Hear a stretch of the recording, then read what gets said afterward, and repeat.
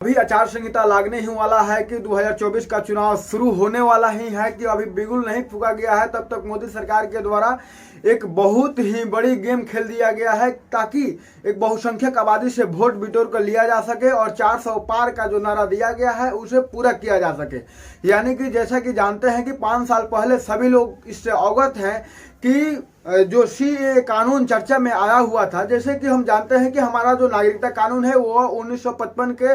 नागरिकता संशोधन अधिनियम पर आधारित है। उसमें संशोधन जो हुआ है, फर्स्ट बार 1955 में संशोधन किया गया तथा 1986, 1992, 2003, 2005 और 2015 तथा 2019 में जब संशोधन हुआ छठा बार, तो सबसे ज्यादा विवाद हुआ। यह विवाद में रहने का कारण यह हुआ कि भारत में जो भी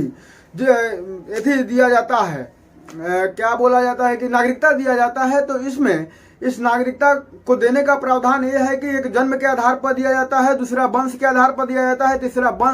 पंजीकरण के आधार पर, चौथा देशीकरण के आधार पर और पांचवा किसी भी देश की भूमि को जब हम अर्जित कर लेते हैं तो वहां पर रहने वाले लोगों को दिया जाता है। लेकिन यह नागरिकता कानून संशोधन अधिनियम 2019 विवाद में इसलिए रहा कि इसमें अल्पसंख्यक आबादी को, जो एक पड़ोसी देश में रहने वाले अल्पसंख्यक हैं, उन्हें दिया जाता है और एक खास वर्ग के यानी कि मुस्लिम वर्ग के लोगों को इससे छाड़ दिया जाता है। यह बात सभी लोग इससे भली भांति परिचित हैं कि सिटीजनशिप अमेंडमेंट एक्ट जो है यह नागरिकता देने का कानून है, नागरिकता छीनने का कानून नहीं है। लेकिन इसमें यह भी प्रावधान किया गया है कि इन 3 देश, जैसे कि पड़ोसी देश जो हैं, जैसे कि पाकिस्तान, अफगानिस्तान और बांग्लादेश, इन तीनों देशों में रहने वाले अल्पसंख्यक जो है, हिंदू, बौद्ध, जैन, सिख, ईसाई और पारसी, यानी 6 धर्मों के जो अल्पसंख्यक हैं, उन सभी धर्मों के लोगों को नागरिकता प्रदान कर दी जाएगी। और इसमें एक प्रावधान यह किया गया, छूट दिया गया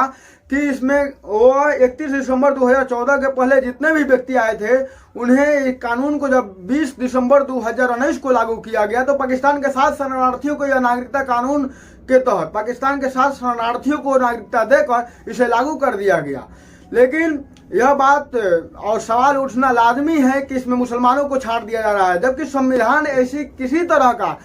कोई भी संसद को यह अधिकार नहीं देता है कि यह किसी खास वर्ग के साथ, किसी समुदाय के साथ आप जाति, धर्म, लिंग, जन्मस्थान, मूल, वंश, उद्भव के आधार पर किसी भी तरह का आप भेदभाव करें। जब आपको नागरिकता देना ही है तो आप, यह लोकतांत्रिक देश है, जैसे कि सभी लोग जानते हैं, धर्मनिरपेक्ष देश है, तो इसमें किसी भी धर्म के आधार पर कोई भी कानून नहीं होना चाहिए। लेकिन इसमें एक खास समुदाय को टारगेट करते हुए यह मोदी सरकार का जो एक बहुत ही बड़ी टारगेट जो पूरा करना है, 400 सीटों का, बहुसंख्यक आबादी के वोट को लेने का, यह अपने टारगेट को पूरा करने में, अचीवमेंट करने में अब सफलता बनाएगी और बढ़त बनाएगी। लेकिन ये भी बात ध्यान रखा जाए कि जो भी चीन या भूटान के बौद्ध इसमें आएंगे, इसमें उनको शामिल नहीं किया गया है, क्योंकि 3 ही देश को इसमें रखा गया है। और इन 3 देशों में आने वाले जो भी बहुसंख्यक आबादी है, अल्पसंख्यक आबादी है, उन सभी लोगों को, इसमें तो बहुसंख्यक आबादी के रूप में इन तीनों देशों में जैसे कि हम जानते हैं कि मुसलमान ही हैं, यानी कि